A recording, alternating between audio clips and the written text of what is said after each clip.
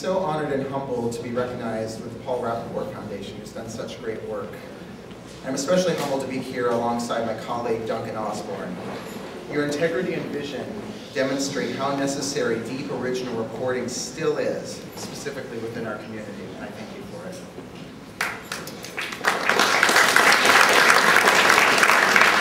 This one Saturday night, I experienced something on the 7 train that for the first time made me call the AVP hotline. And while I was tempted to rewrite my remarks about that incident, let me simply say I am more impressed with the AVP than ever. Instead, let me share what I'd originally intended, which are some thoughts on what I think about when I think about courage. I think about people like Robert Pinter. Robert, after your arrest, you could have simply paid the fine and gone on with your life. You may have saved yourself some embarrassment. You certainly would have saved yourself a lot of time and maybe even some money. But you thought what was happening was wrong. You did not want it to happen to others, and you spoke up. Your being falsely labeled a prostitute makes me think of my mother. Now, if you had the pleasure of meeting my mother, and I'm very sad that you did not get to, you'd have taken one look at her and thought she was the kind of Midwestern bred mom more known for baking her famous 7-layer cookies than known for turning tricks. But when I think about courage, I think about her as a young 19-year-old white woman in Lincoln, Nebraska, sitting in a jail cell, accused of prostitution. Her crime? She had been on a date with my father, a black man, when the police saw them and thought, why else could they be together? It was their first date, actually, and it ended about as poorly as any first date could.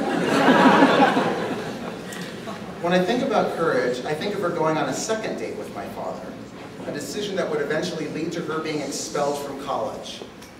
A National Merit Scholar of high intelligence, she would never finish her degree. I think of her decision to marry my father, though interracial marriage was illegal in Nebraska. And she did this despite her own brother trying to have a cop friend arrest her before she could leave the state to legally wed in Iowa. When I think about courage, I think about both of my parents, raising 3 kids on military bases around the country. I think of my dad, Air Force Sergeant William Thrasher, driving night after night to college so that he could eventually become a U.S. history teacher. And he did this in spite of being pulled over and harassed almost every night by police officers who worked with him on his base and knew him, but who wanted to humiliate this black man trying to get a college education.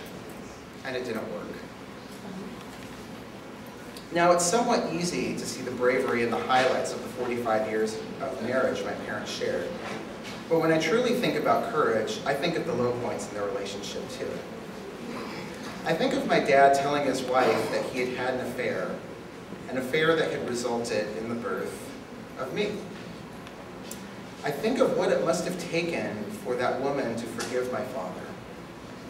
And I think of her courage as she welcomed me into their home when I was 6 years old and decided she would love me as one of her own.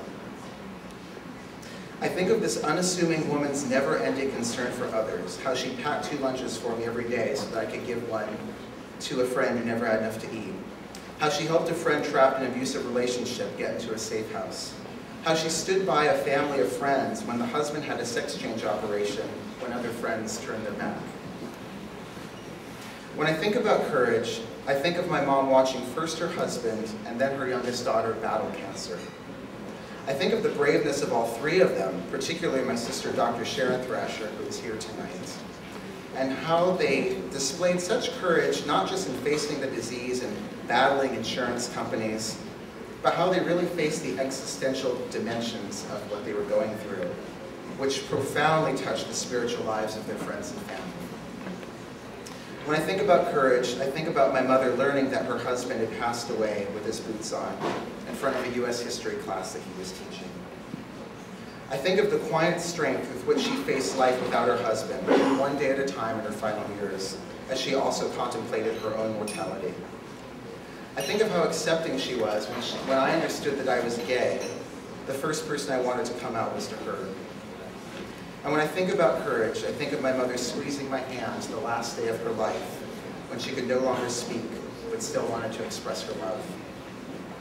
To Sharon Staple and everyone at AVP, especially my friend Kevin Kruger, who first introduced us at Porno Bingo and Pieces. Thank you for the amazing work that you do. Your staff supported me just the way I needed yesterday, and exactly what I needed.